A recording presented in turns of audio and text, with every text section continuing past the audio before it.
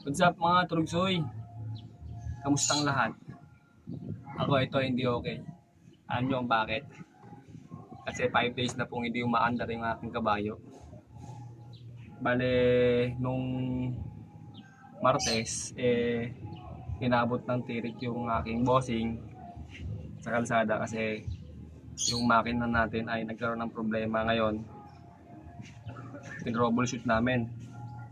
Pag uwi dito, binuksan namin yung makina, yung panggilid niya, yung kumbaga, yung cam follower niya kasi, yung bagsakan ng stick, ang hinala namin noon, butas na. Ngayon, binuksan namin, hindi doon naman yung problema.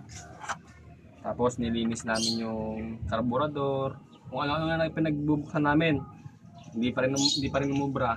Ngayon, kinabukasan naman, yung Merkulesan, kung ano na pinaginala namin, binuksan namin naman yung pangharap naman, yung timing gear, yung mismong crankshaft na doon. Crankshaft niya, baka kako panguna. Wala pa rin naman. Tapos yung sumunod, kahapon, napag-decision na namin. Sumunod pa ay binaba naman namin yung injection pump kasi may nakapagsabi sa amin na wala raw hatak kasi palyado yung makina, tapos nag-usok. Ibig sabihin, ang problema nun ay injection pump naman. Yung injection pump yun, galing yung sa calibration, bagong gawa, wala pang isang buwan, dalawang linggo pa lang yata. Ngayon, dinala namin sa Binangonan. Labot pa kami ng tanghali, cut off. Nag-antay pa kami ng alauna. Isang alauna na, yung mga ginagawa sila doon, kaya natagalan din kami. Tapos pag-check up nila nung injection pump namin, wala namang nakitang problema. So ibig sabihin, okay yung injection pump namin. Ang ginawa namin, bumalik kami rito, umuwi kami. Ang ginawa namin, binuksan namin yung cylinder head naman. Binaba namin yung cylinder head. Ang naging problema po pala mga idol at mga Turugsoy ay ito. Cylinder head gasket niya. Kung makikita niyo, ito siya. Napingas na. Kaya loss compression na po talaga yung makina natin. Pero yung pang ilalim ng makina natin, yung mga sikunyal, mga ganon, mga piston, okay naman. Ito na talaga naging problema. So kaya naging ganon ang problema noon dahil dito sa tornilyo na ito. Yung sa block ng makina natin, yung mismong thread doon ay na lost thread. May lost thread na ron na 3 tornilyuhan eh. Kaya yun naging dahilan niya. So, dami pa nagagawa. Dagdag nga po pala mga Turugsoy, no? Bago pala namin muna ibaba yung cylinder head namin, ay pinaginalaan pa pala muna namin pala ay yung tangke ng ating krudo. Kasi kako baka barado na. Sabi kasi dun sa may Binangonan, baka raw yung tangke ng krudo natin ay barado. Kaya ang ginawa namin, tinanggal namin yung mga hose sa ilalim, tapos balaksan na namin iangat yung yung tangke ng krudo natin, baka kung meron ng mga nabarahan ganun, kasi nangyayari talaga yun eh. Ngayon, din-drain namin yung krudo. Pag drain namin yung krudo niya, marami siyang mga dumi, mga kalakalawang. Normal yung kasi yung tangke natin ay hindi naman siya stainless, may mga kalakalawang na bumagsak. So sabi, kala talaga namin doon lang yung pinanggalingan niya. Ang ginawa namin, diba nga, din-drain namin yung krudo, tapos hinugot namin yung mga hose.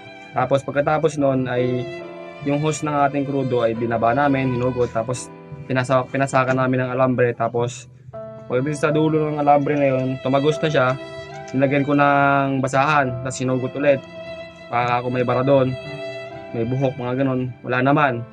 Di yung ginawa namin, direkta namin sa galon, yung galon na mayroong krudo. Pinaandar namin yung makina kasi wala na sa tangke yung krudo nun. Di ibig sabihin, diretso na sa galon. Di pinaandar namin. Pagpaandar namin ngayon, ganon pa rin yung tunog niya mga Turugsoy. So ibig sabihin nun, wala sa tangke yung naging problema. Kaya yun na po yung naging desisyon namin na ibaba na lang po yung aming cylinder head. So pagbaba nga po ng aming cylinder head mga Turugsoy, no, yun na yung naging tumambad sa amin ay yung naging sira talaga niya, yung cylinder head gasket niya, napingas na. Bali, ang dami pa naming pinaghinalaan. Dito lang po pala talaga ang problema niya. Ngayon, pwede naman ikabit to ulit. Kaso, pag ginabit natin to ulit, nang wala tayong ginagawang paraan doon sa block na yon, babalik lang yung sira natin mga turugsoy. Sisinga ulit yung cylinder gasket natin. Kaya ang ginawa natin, ibubili tayo ng head nut ng pang 4030 na makina. Since yung makina natin ay 4BA1 lang. Ito pang 4030 nito ay medyo mataba siya ng konti. Ngayon, ang gagawin natin ngayon mga turugsoy ay i-retread natin yung sa block ng ating makina. Since wala pa po dito yung boss ko, bumili ko ng pyesa ng pang thread, yung hand top. Ang ginagawa ko ngayon, pinaglilinisan ko lang po muna yung mga dapat nating linisan. Yung cylinder natin mga turugsoy ay nagagawa ko na.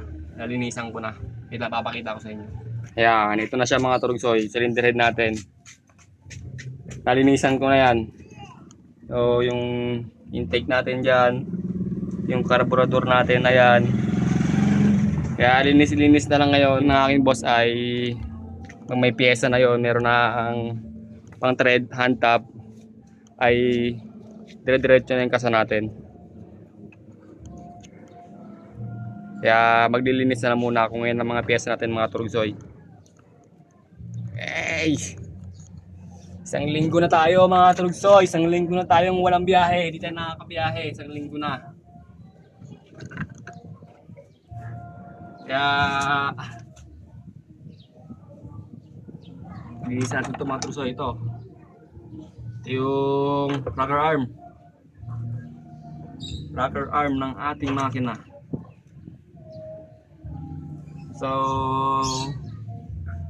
mamaya lang ulit part 2. Hanggang dito lang muna yung kwento ko sa inyo mga turugsoy. Bye bye, peace out, I love you all and I miss you all.